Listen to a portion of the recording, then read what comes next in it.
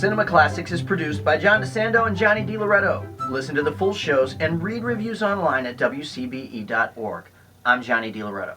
I'm John DeSando. This is Cinema Classics. It sure is. And we have a new classic in the making. Right now, people are fighting about it. They're talking about it. It's close to making, probably by the time this airs, it will have hit the $1 billion box office mark across the world. We're talking about Joker. Wow. So you're not talking about the Democratic debate. No, that is not a moneymaker. All right, so let's close this thing off, please. We've been spending weeks, or at least our last show, we did Jokers. We assessed all the cinematic Jokers prior to Joaquin Phoenix's. Right. And I have one sentence that I think will just end the conversation. Oh, no, we have 4 more Yeah, minutes. right. Well, we can talk about the rest after this. This isn't the Joker. In my estimation, this is not the Joker. And I don't disagree. Yeah. This is taking a story. This is actually, it's no big surprise at this point that this is a sort of thinly veiled remake of Taxi Driver and King of Comedy. Yes. Sort of a mashup remake of those two Scorsese classics about mental illness, laid over the template of an origin story for the Joker. Sure. What you get now, in both instances, Taxi Driver and King of Comedy, neither one of those guys is a bad guy. Well, Travis Bickle and Rupert Pupkin. Yeah. Neither one of them is a bad guy. They're damaged men who make terrible mistakes, and at the end, their terrible mistakes are interpreted as heroism. Yes, and let's remind everybody that this Joker with Joaquin Phoenix is very little comic book. There's no Batman.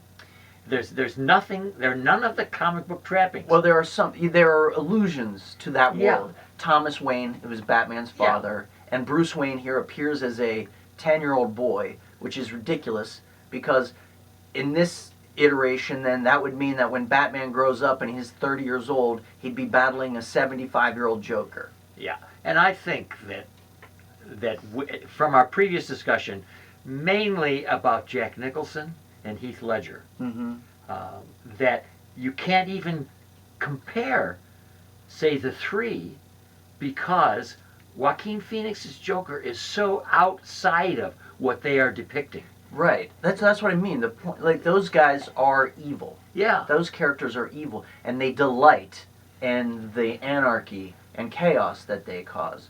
This guy, and I got to tell you, this performance, it's heartbreaking. Yeah. As somebody who has struggled with anxiety and depression, it's very poignant. Well, the important point here is that you begin to feel some sympathy for him. Oh, you didn't feel, even expect it from the beginning. I feel like, what do you mean begin to feel? I feel like I'm sympathizing with this guy from the outset. His pain is so eloquently rendered. Well, it's what I'm bringing into it. That's the culture. Yeah. I'm bringing in the fact that this is going to be a psychopathic killer. Right. So but then all of a sudden, I'm feeling like I'm a little bit sorry for this guy. Well, that's what I mean. So take those other guys. Take Joker, and his other permutations, and their victims are undeserving. That's why he's evil. The Joker commits crimes. To one degree or another, you can talk about the Cesar Romero and Jack Nicholson Jokers being more sort of playful. They are. They're more clownish. Psychopathy. Yeah.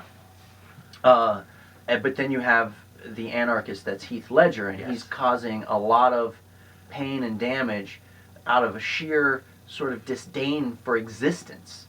This guy is just, and I talked to you about this Vanity Fair article that I read. Yes.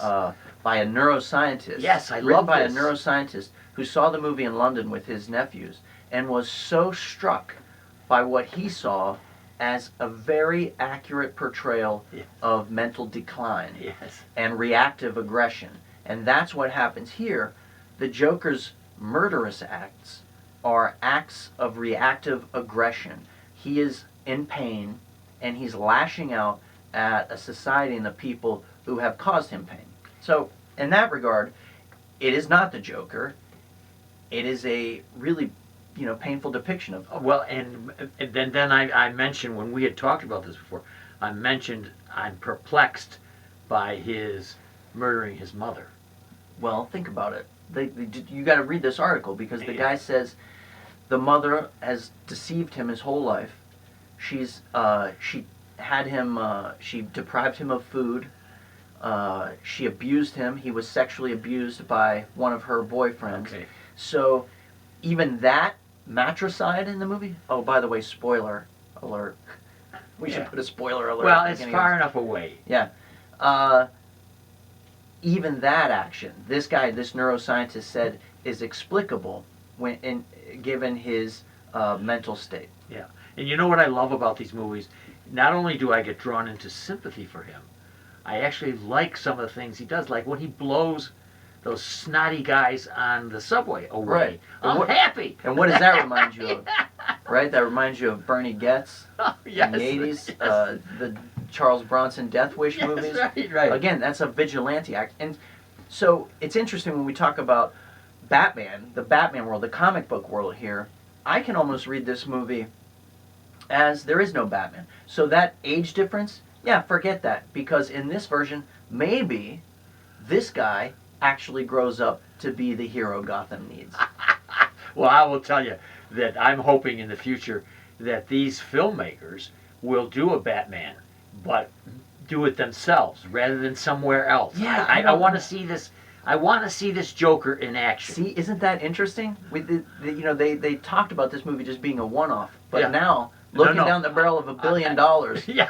what do you do next? That's right. I would like to see, personally, forget Batman, because I don't know. I Yeah, want to see. I would like to see Joaquin Phoenix, his Joker, and Arkham Asylum romance Harley Quinn. I want to see the origin story of that romance. Very good. Well, I also might want to see Christian Bale play Batman. See these two guys face off. Yeah, that won't happen. No, it won't happen. Great idea. But anyway, let's bury this joke, okay? And let's say that Cinema Classics will no longer be discussing Joker until the next. Right. Until the sequel, the inevitable sequel.